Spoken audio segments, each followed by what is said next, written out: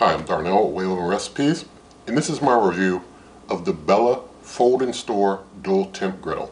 So let's go ahead and get it unboxed. Alright, so now that things are unboxed, let me show you what it comes with. You get a quick start guide, get a manual. Inside the manual there's a chart that's kind of like a guide for temps and times for cooking various things. And there's the unit itself, which basically you can stand it like this to have it like in slim storage, and both sides of it come down. I'll basically show you in a closer up view in a moment how that all works. But this is the power cord. It's got its own little cord management holder here on it, and it's got cord management on the side of the unit also over here. So this is a plug, and it's a two-prong polarized plug here. It's a 1200 watt cooker, and so with something with 1200 watts you want to be a little careful of anything else being on the same circuit, because you might blow the circuit. Bella does recommend that you run this on its own circuit to avoid blowing a circuit. Now the temperature ranges for this cooker are 200 degrees Fahrenheit to 400 degrees Fahrenheit. The dimensions are 14.17 inches in height by 13.77 inches in width by 5.51 inches in depth. The cooking surface is a 10-inch by 20-inch cooking surface. And they say that it has what they call a proprietary Evergood ceramic nonstick coating that's made without PFAS, PFOA, PTFE, lead, and cadmium. So they've got a lot going on in that statement there, but you always want to do your own research. And they say that you can use different temperatures while cooking on both sides. So it's got like two sides that fold down, and you can cook with different temperatures on either side. So you can cook different things at the same time, which is pretty cool. Now, one major retailer mentions that the surface is aluminum, so it's probably like a coated aluminum surface, and so that's a pretty interesting thing there. And again, I recommend that you do your research on these types of coatings and things so that you can make up your own decisions. Personally, my preference would be cast iron, but wouldn't that be nice? The weight of this cooker is a light 5.51 pounds, and they mentioned that in a note, some countertop and table surfaces, such as corian and other surfaces, are not designed to withstand the prolonged heat generated by this griddle. We recommend placing a hot pad or trivet under the griddle beforehand to avoid possible damage to the surface. Be sure the sides and back of the griddle are at least 4 inches away from any walls, cabinets, or objects on the counter or table. They also caution, do not use cooking spray.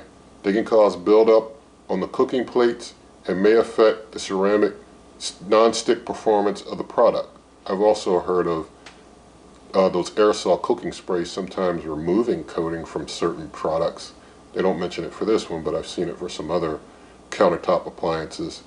So, you know, if you're not going to use like oil in a hand pump sprayer, then you probably shouldn't use it. You probably don't want to use those aerosol cooking sprays, no matter how nice they might seem or convenient. They also mentioned that using medium to low heat is best for cooking results.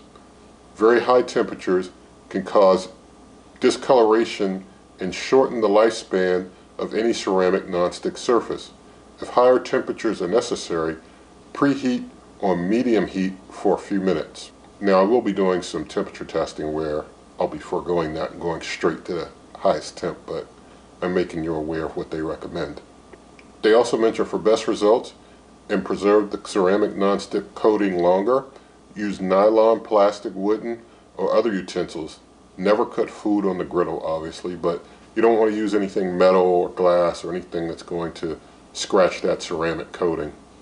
So now, just to show you around the griddle, you basically see on the side it's got these buttons. I'll be showing you how they work in a moment. And the other side doesn't have anything, and basically when you flap it out, it's like you can have a side up, you know, and a side down, or you know, you could do like that. So there's a lot of versatility in the unit, and it's got these buttons that lock. I'll be showing you those in a second. But as I move further into this review, I do want to mention, if it reaches a point that's not to your liking, there is the chapters feature to help you advance to one that you may prefer. There's also the timestamps in the video description, so you can check those out for any section that you might prefer. Also on this channel now, there are over 900 videos comprising over 90 different countertop appliances. So lots here on this channel for you to check out and enjoy. Okay, so to give you a closer view of things, basically when you want to let a side down, you press this button here for this side, you can let it down, and the same for this side, you can let it down, and if you want to put it back up, you have to hold that button again, and you put it up and it clicks to lock in place. So whatever configuration you prefer.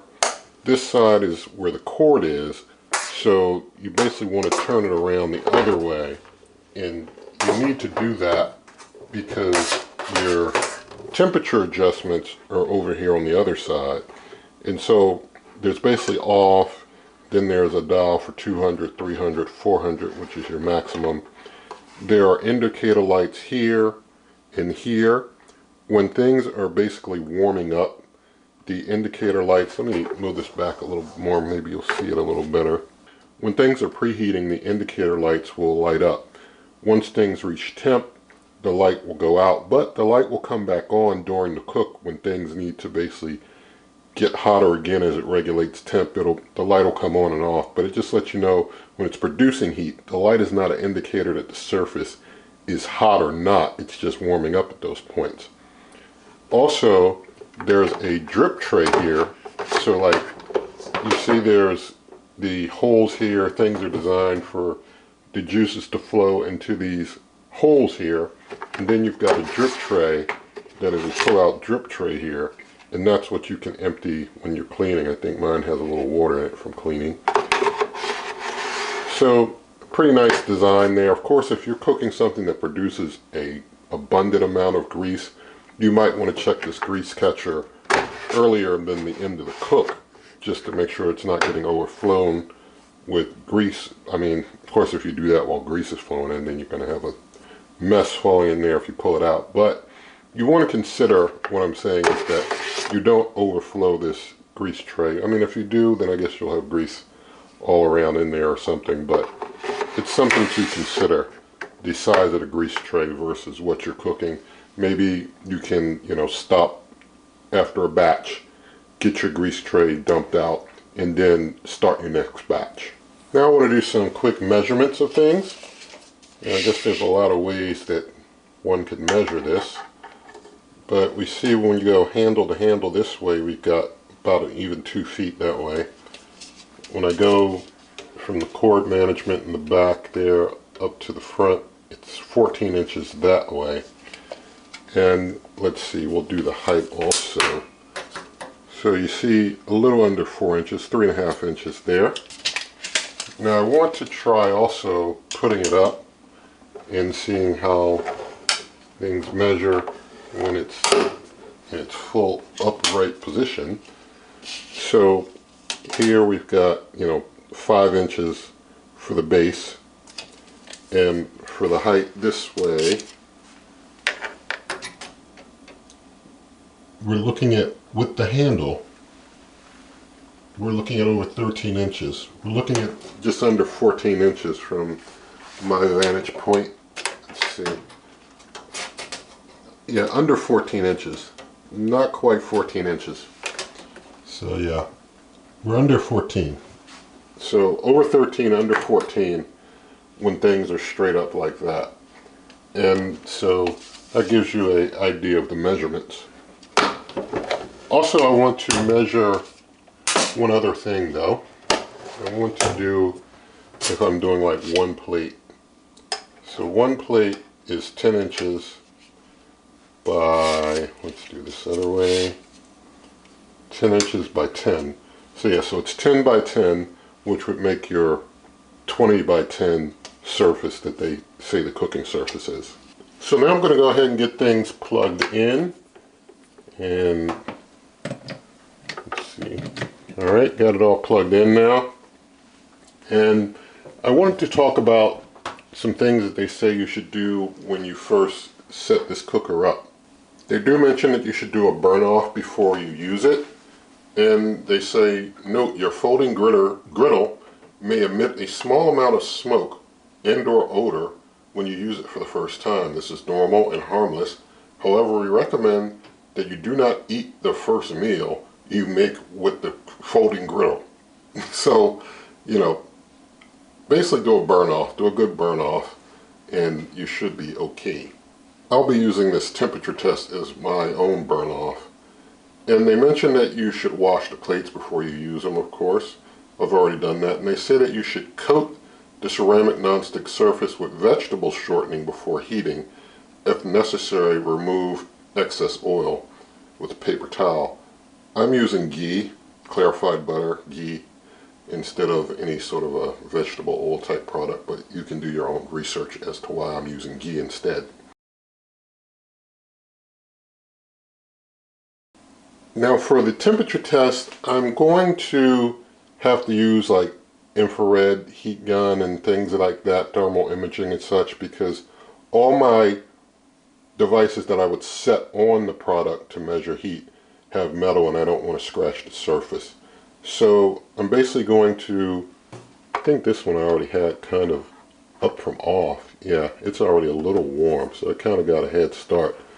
But I'm going to pump both sides up to 400 and just let them go at 400 for, let's say 10 minutes. I'm just going to casually count 10 minutes and then check the temperatures. And of course, as I said, they want you to go like medium or warm up slowly, but I'm trying to get this to max temp and do these tests here.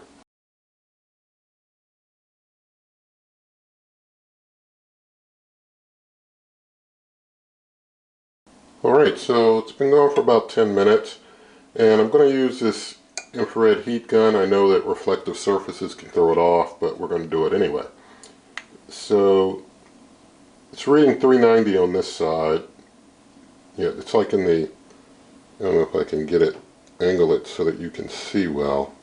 It's not getting as good a read when I pull away. Yeah, when I get close, now it's like 401, 402. It gives a better read when I'm close up. Yeah, it's 402, it's between like 400 and 410. It fluctuates.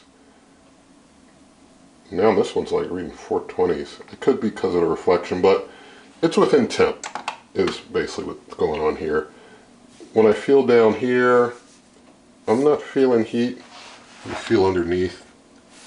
It's a little warm underneath the table. Just a little. I mean, not hot or anything like that. Yeah, so I'm not feeling a lot of heat there. On the sides here, I'm not feeling heat around there. So I've got a thermal imaging camera here, and basically what it's showing is that the white part is the hottest part. I've got it configured to show up to 320 so that we can see temperatures below 320 well, where it would be like heating an exterior surface, because if I configured it higher, then it wouldn't read the lower temperatures below 320 as well. But basically we see that where it's white is the hottest, where it's blue is the coolest, where the red target is basically targeting the hottest. If you see a blue target, that's the coolest. And so yeah, it's really hot on the surface, but we see around it that it's not very hot. You know, like the surface that it's on is not hot. The cooker itself, apart from the griddle surface, is not getting very hot. So it's able to, you know, heat the surface while at the same time not making things elsewhere too hot. So see if I can get you a good view. It looks a little messy there. Yeah, I think it's because of how I'm holding it. Maybe I'm too close, but yeah, just kind of giving you a view there around. This isn't really causing the surface to really get very hot. It's still on and running, and now it's been running for like almost 15 minutes and it's still all good to go as far as not heating the surface that it's on too much. Now with the dials, making changes on the fly is super easy. You just spin the knob, and also it's always going to remember where you have things set if you don't have it set to off, although I do recommend that you set it to off when you're done using it. Alright, so I've just left the griddle running for well over 20 minutes at this point, so it's been hot, it's been burning, and everything should be well burned off now. And I'm going to do a toast test where I've got a slice of buttered and a slice of unbuttered. I'm going to cook it on one side, flip it, cook it on the other side. So I'm going to put the butter side down to start. I'm going to cook one on each side. So they're both running 400, so they're both running real hot. So just going to leave it on that side for maybe a minute or two and then flip things over. Alright, I'm wondering how things are looking. I'm going to check this one out. It's not really showing any signs of toasting yet. We are getting a little bit of smoke from the butter, but it's nothing too bad. Alright, I think things are starting to cook some now, so I'm flipping. Just a little. Doesn't really, I mean, I guess it would take a while for it to set on the side. I'm going to flip things over now. Just start cooking the other side. Well, we do see the side with the butter, you know, showing some nice searing there. So we'll just go ahead and let the other side of things cook. Alright, so I gave things a few minutes or so on the opposite side. And you see this slice. This is my whole wheat light sourdough bread, so it's pretty resilient for cooking. It takes a bit to get it to really cook, but this side, I mean this one with no butter really didn't get much of any cooking on it. The side with butter on the back did get some cooking, so I'll go ahead and turn things off. But we are able to basically, you know, cook things on both sides. Alright, so I'm going to do a two-sided cook here. I already preheated the sides. This side's at 400, this side's at 350, although it just lit up again. It had already gone out a moment ago. And on this side I'm going to be cooking my almond flour whole wheat pancakes, and I'll flash the recipe on the screen. And on the other side I'll be cooking a couple of eggs. I'm going to do those sunny side up style, Lord willing. And so just going to get a little something to, well actually I can kind of put these out with the scooper here to make pancakes. I'm just going to lay my pancakes out. Alright, so I got all the pancake batter out and laid out. And so for the eggs, just going to basically drop those on this side here and let those start cooking. So just going to let things cook for a moment. Starting to see a little bubbling on the pancake side, so I'm going to see if I can flip pancakes. Yeah, they're good to flip now. Alright, my eggs, I don't know if I'm going to get my sunny side up going this route with them. I might need to flip them so they'll be like over easy. Alright, I'm going to flip the eggs because I can't put a lid on them to help them do sunny side up very well. So I'll just flip them over easy. Let's see if the surfaces, they're coming up pretty okay. Just let them cook on that other side. Alright, so I think the pancakes are done at this point, so I'm going to start getting everything off, and the eggs over easy. Yeah, the pancakes are done on both sides. And the eggs I don't want to overcook or make them over hard, so there's our over easy eggs. And the yolks running on me just a little bit. So I'm just going to get the rest of things off of here and plate them. Alright, so I'm turning things off now, but there we have it. It's able to cook things on both sides, cook at different temperatures on both sides. Very easy, non-stick surface there. So now I'm going to talk about cleaning the cooker. Basically you want to let it fully cool down first, Never immerse the unit in water, and of course don't put it in a dishwasher. And the plates are not removable, so you just gotta wipe and clean them in place. And so you want to remove the drip tray contents if there are any. You want to wash the griddle and the drip tray with soapy water, and then kind of wipe things off with something that's just wet. Rinse things off and then dry things off thoroughly. They say that the griddle, again, is not submersible. That's something that they note. I plan to just use warm soapy dishcloth to clean it, and then like a wet one to wipe things off, and then dry things off like that by hand. And they say, of course, don't use anything abrasive. You don't want to scratch the surface. So let's talk about the warranty. The cooker comes with a 2-year warranty, so that's pretty good. And so nothing in this video is sponsored, nothing given to me. I like to keep myself detached as best I can from any of the manufacturers. And so in the video description there are lots of ways to help the channel. Also, you can check out my blog, superwaveovenrecipes.com. Again, that's superwaveovenrecipes.com. And there's a buy me a coffee link there. Also in the video description there's a buy me a coffee link. Also there's my cookbook, merch, membership, donations, link to the Amazon shop where you pay the same price, help the channel, all that's in the video description too.